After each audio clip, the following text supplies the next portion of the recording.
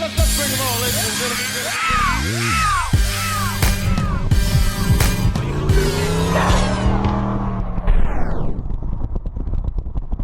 All right, what's up, my people, and welcome to the SN95 Power Channel. I wasn't going to do a video on this, but I think it's going to help some people out.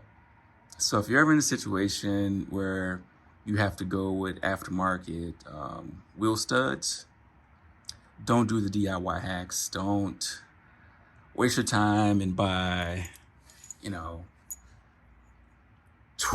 worth of hardware from the hardware store. Let me show you my setup. So I'm going with longer studs in the front for SN95 spindle. This is the part number for the front. I'll show you the part number for the rear at a later time when I do the rear. But it's real simple, the process of getting the studs out. You just get more near Thor's hammer and you just knock these out. That's not the problem. The problem is when you try to do the DIY hacks. Now, I've spent the last 2 hours trying to get 2 studs in. I was able to get one in using the DIY hack where basically you stack a bunch of washers like so. Then you get a nut and you draw it in,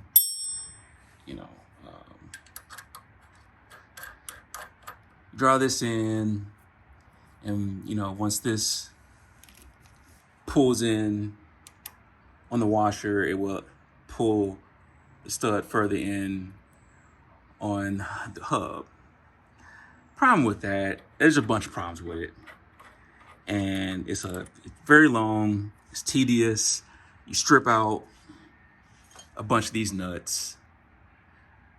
It's just not worth the hassle. So go to the part store, the hardware store, and get this wheel stud installer. Now, when I tell you, I tried to do it the hard way or the DIY way. And it took me 2 hours going back and forth to the hardware store and dealing with all kind of nonsense. When I used the installer, it took me every bit of 5 minutes. So if I would have just did this from the beginning, I would have been done by now. So the basic idea behind the installer is, just give me a second, let me run this off. So the installer has this little recess thing in here, and the factory lug can sit in there. And it's got a bearing on the backside. The bearing spins on the hub right there. Makes your life real easy. I use a lot of anti-siege because, when I was doing it the DIY way, it would just cause so much friction running these bolts up, on here that I was worried I was gonna snap a grade 8 wheel stud. Moral of the story is get the tool. So it's gonna be such a short video because this little tool works so great. So let's knock one of these guys out.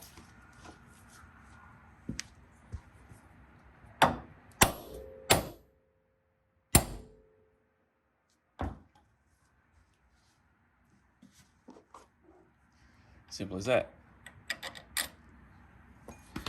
Now let's get the hardened stud. All right, what I like to do is just throw some anti-siege on the thread.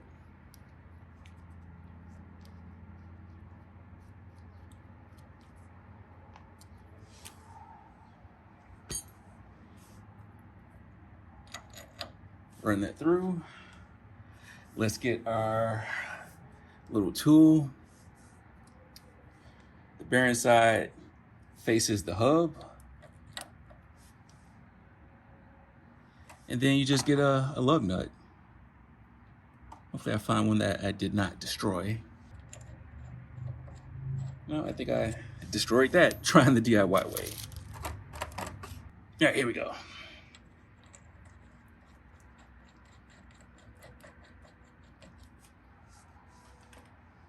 The only thing you gotta do is just run this up.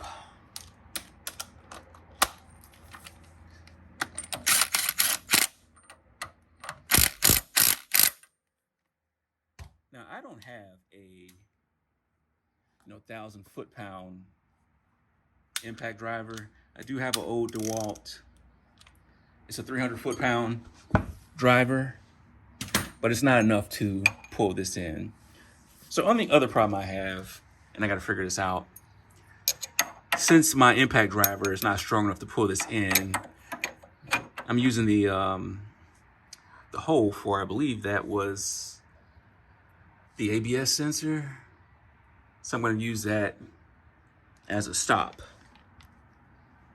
And we're just going to run this in manually, the old school way.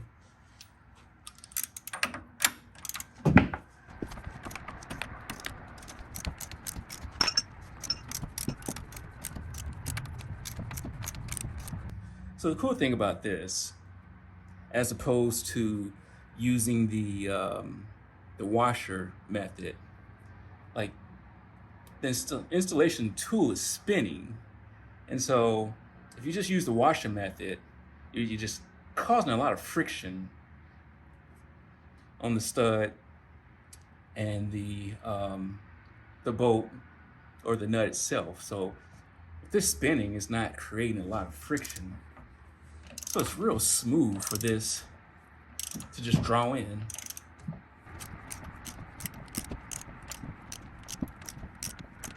And you just keep going until it stops.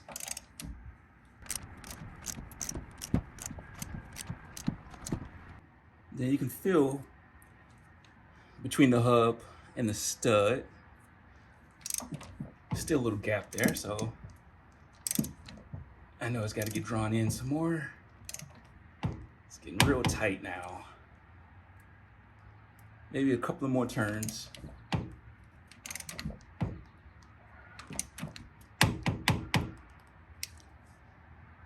That's it.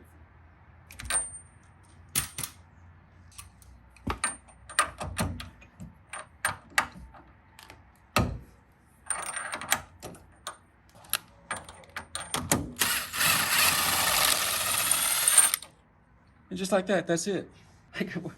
It took me probably more than 2 hours. I got up this morning and really started this before church, so this is like almost 11 o'clock, and I think it's like almost 3 o'clock now. Like I say, do yourself a favor. Just go buy the tool. If you're installing this brand, you don't have to drill out the hub. That's why I didn't go with the ARP, because ARP, you have to drill out the hub. With this one, it just pulls it right in.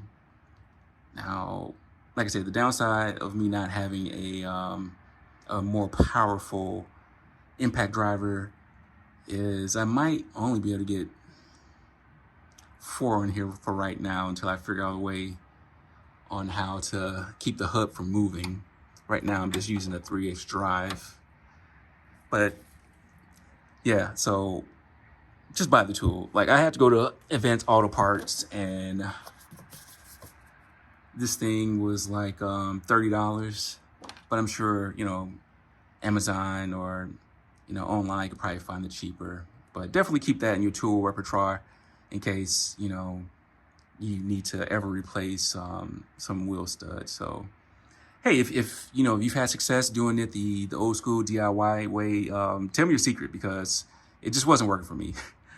But I'd love to hear you guys' story on your preferred method of installing wheel studs. So leave a comment down below, tell people a couple about the channel. I appreciate your time, and God bless.